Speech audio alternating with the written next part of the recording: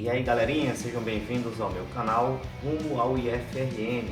Eu sou o professor Lamek e hoje nós vamos ter uma aulinha sobre sistemas de numeração, onde a gente vai conhecer de numeração romano. Esse sistema ele foi desenvolvido e utilizado lá na Roma Antiga.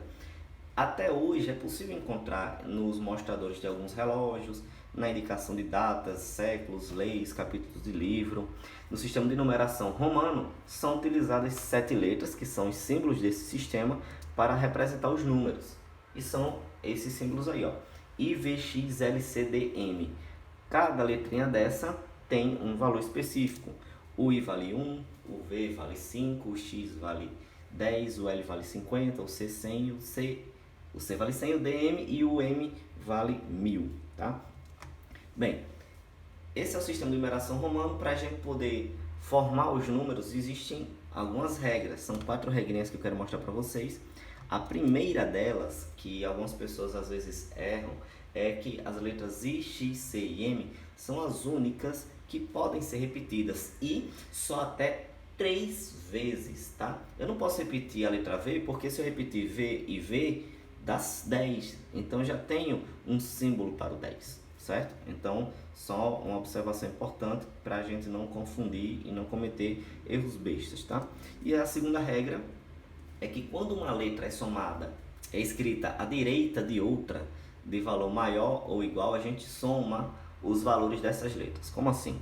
Por exemplo, aqui nesse número, V, I, I. Que número é esse? Então, veja, esse primeiro I aqui, ele está à direita desse outro I, que tem valor igual. Então, quando está igual, eu somo. Então, I mais I, eu tenho 2. Agora, essa letra I está à direita de outra que tem valor o quê? Maior. Então, a gente também vai somar. Então, nesse caso aqui, a gente vai somar todos os valores. O V vale 5 e I vale 2, então tenho 7. 5 mais 2, tá? Agora, LX. O X está à direita do L. O X vale 10 e o L vale 50. Então, como o X está à direita de outra de valor maior, então eu vou somar esses valores. 50 mais 10, que dá 60, tá? Agora, L, X, X, I. O L é 50, cada X aqui vale 10, então tenho 20. Cada I vale 1, então tenho 3. Então tenho 50 mais 20 mais 3. Então tenho, ó, 73, tá? CX, ó, mais uma vez o X à direita de outra de valor maior. Então eu somo C, que é 100, com X, que vale 10. Então tenho 110, tá? Aqui, ó, CX. O X está à direita de um valor igual, soma. O X está à direita de um de valor igual, soma também. E o X está à direita de um de valor maior, soma também. Então, você vai pegar o valor de cada um e somar. Então, 100 mais 30, então tem aqui, ó, 130. DC. Gente, DC, o C está à direita da letra D, que tem um valor maior que ela. Então, você vai somar também. 500 mais 100, que vai dar 600. E aí você tem que ter muito cuidado, porque DC é um valor, CD a gente vai ver que é outro valor daqui a pouquinho, tá?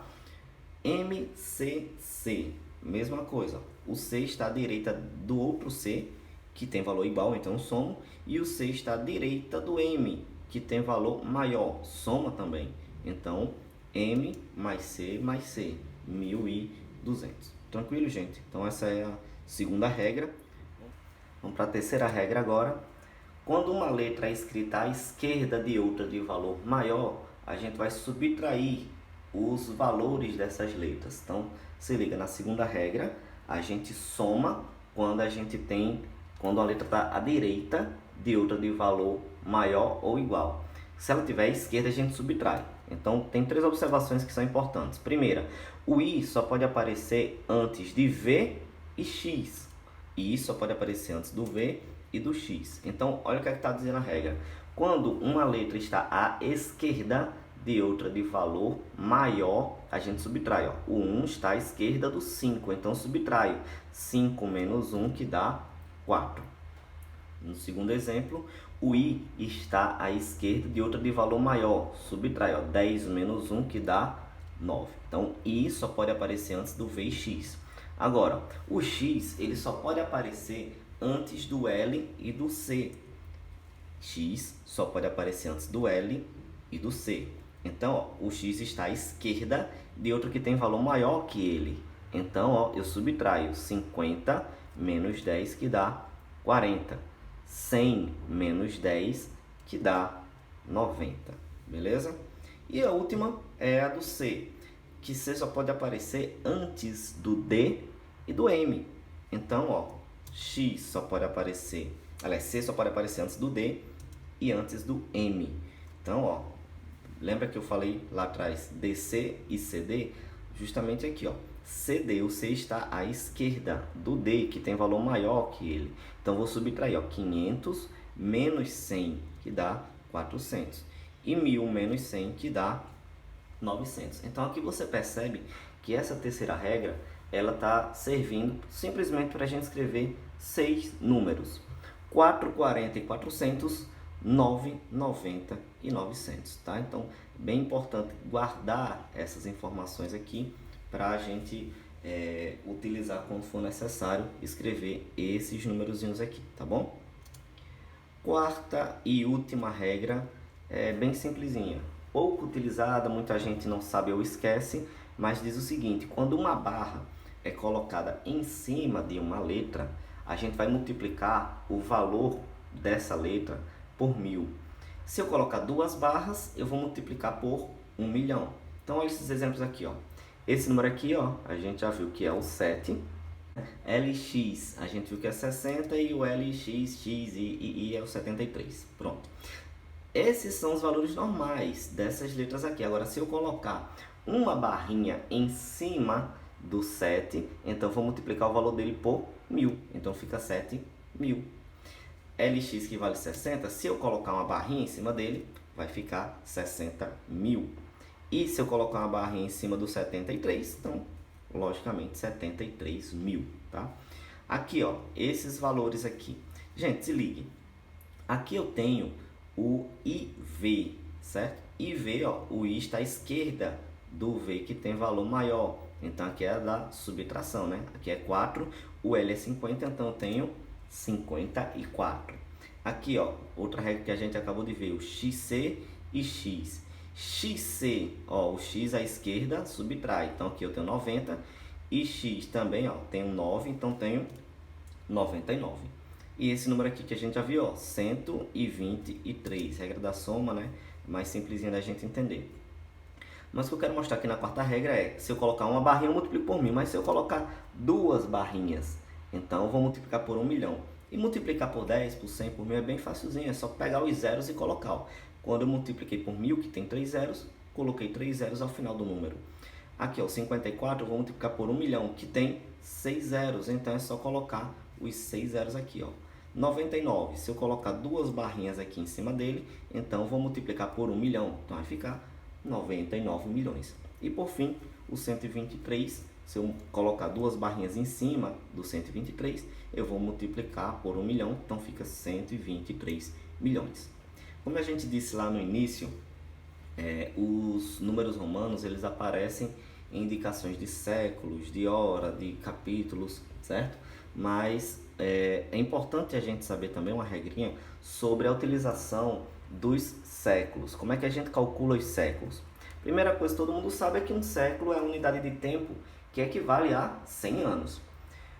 Um século ele sempre começa em um ano 01 e termina em um ano 00. Os séculos na história eles são numerados com algarismos romanos e muitas vezes a gente precisa saber o século correspondente de um determinado ano. Então, para saber a qual século pertence um ano, basta a gente tirar os algarismos referentes às unidades e às dezenas do ano e ao que restou a gente soma 1. Como assim? Se liga aqui. Se eu quiser saber a qual século pertence o ano 1903, então eu vou pegar o 1903 e retirar, extrair os algarismos referentes às unidades e às dezenas. Então, a unidade é o 3 e a dezena é o 0. Então, eu tiro o 0 e o 3 e sobra 19. Então, ao número restante eu adiciono 1. Fica, no caso, 19 mais 1, que dá 20. E aí eu represento esse 20 através de algarismos romanos, que a gente sabe que é 10 mais 10, ou seja, xx, tá bom? Por exemplo, o ano 4, como é que seria isso? Gente, você tem que se ligar, é que o ano 4, se eu tivesse todos os 4 dígitos, ele ficaria assim, ó, 0004.